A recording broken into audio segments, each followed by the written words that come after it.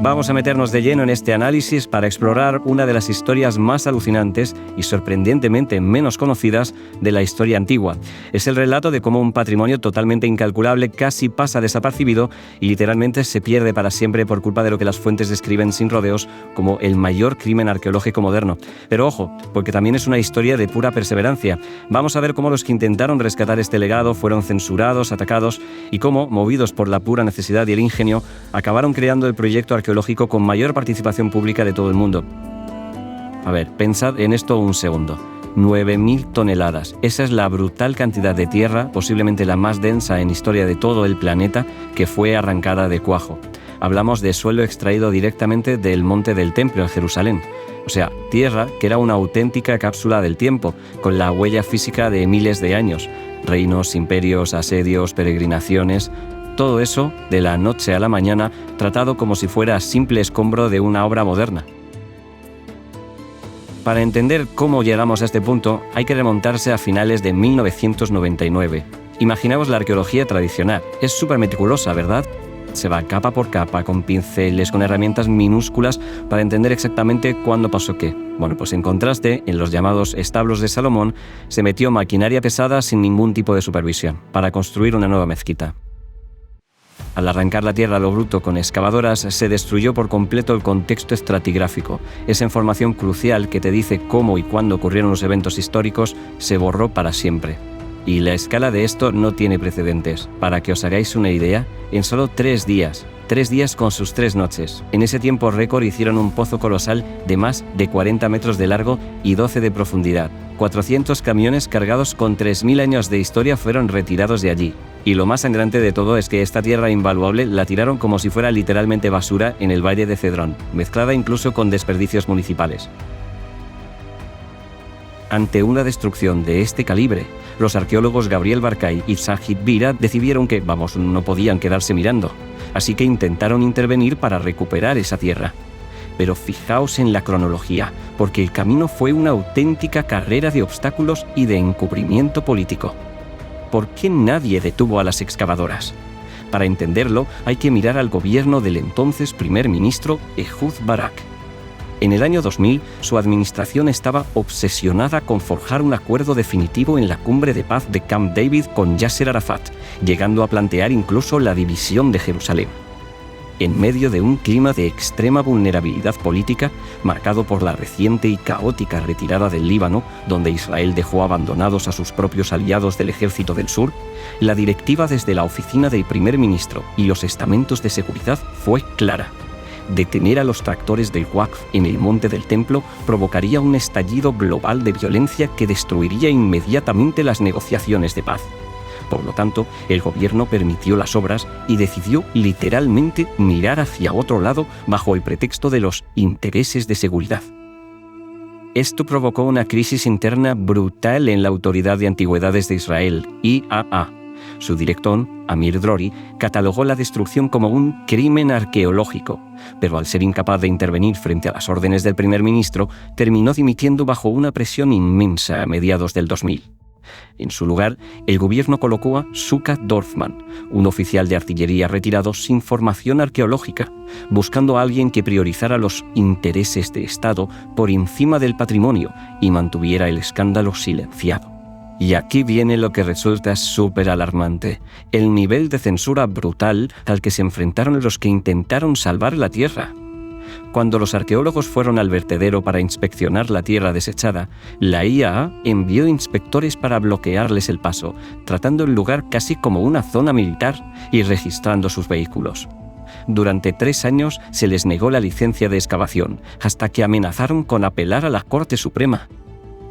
El acoso institucional llegó al punto de que, cuando Sajid Bira desafió la censura y presentó los primeros hallazgos en una conferencia universitaria, sufrió un allanamiento en su propia casa solo una semana después.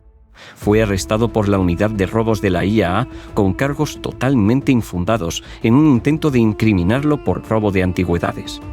Afortunadamente, un juez reconoció que era un juicio político y aconsejó retirar los cargos.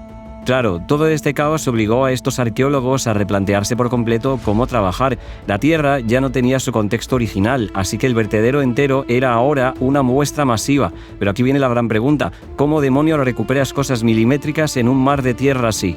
El suelo del monte del templo está lleno de cenizas densas de las destrucciones milenarias. Esa ceniza se pegaba a los objetos haciendo que una moneda súper rara pareciera una simple piedrecilla. El tamizado en seco de toda la vida no servía para nada. Pero de la necesidad nace el ingenio, ¿verdad? La solución la trajo un ingeniero llamado Yeshu Trey, que propuso un protocolo de tamizado húmedo, y consistía en 3 pasos clave. Primero, un tamizado en seco rápido para quitar los pedruscos grandes. Segundo, remojar lo que quedaba en cubos de agua para ablandar bien la arcilla y esa ceniza tan pegajosa. Y tercero, lavar el material sobre unas mallas finas y clasificarlo todo a mano. Fue literalmente un cambio de las reglas del juego. Al quitar de en medio todo el barro y la ceniza, empezaron a brillar los colores y las formas reales. De repente aparecían fragmentos de vidrio preciosos, micromonedas que no medían casi nada, sellos de arcilla, cosas que con los métodos tradicionales habrían acabado en la basura sin que nadie se diera cuenta. Acababan de estandarizar un método nuevo y revolucionario para la arqueología moderna. Ahora bien, lavar 9.000 toneladas de tierra no te lo hace un equipo universitario ni en un siglo.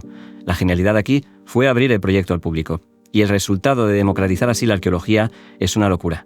Más de 26.000 voluntarios, 26.000 personas normales y corrientes de todo el mundo, consiguiendo recuperar, ojo al dato, más de 500.000 de artefactos.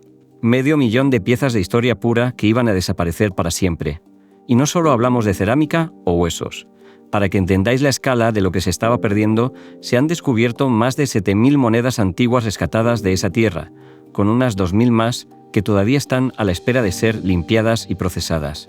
Y esta tabla ilustra la brutal riqueza histórica de esa tierra.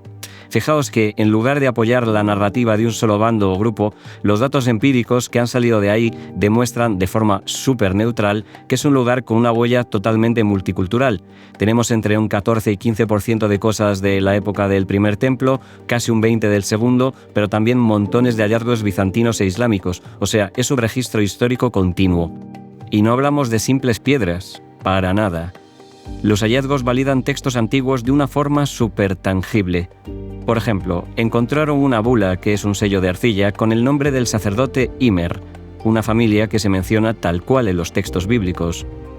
También encontraron puntas de flecha escitoiráneas, que son la huella física exacta del ejército babilónico asediando la ciudad en el 586 antes de la era común.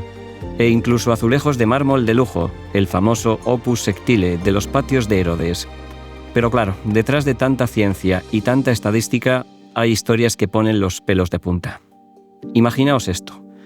Un niño voluntario, lavando tierra en la malla, se encuentra una pequeña moneda de plata de medio siglo que dice en paleo hebreo, por la liberación de Sion. Era el impuesto exacto que se pagaba en el templo hace 2000 años. Pensadlo un momento. Un peregrino dejó caer esa moneda hace 2 milenios. Se quedó sepultada en el olvido. Y han tenido que pasar 2000 años para que las manos de un niño de nuestra época vuelvan a sacarla a la luz. Pero a ver, hoy en día, aunque el valor de todo esto es innegable, el proyecto está en la cuerda floja.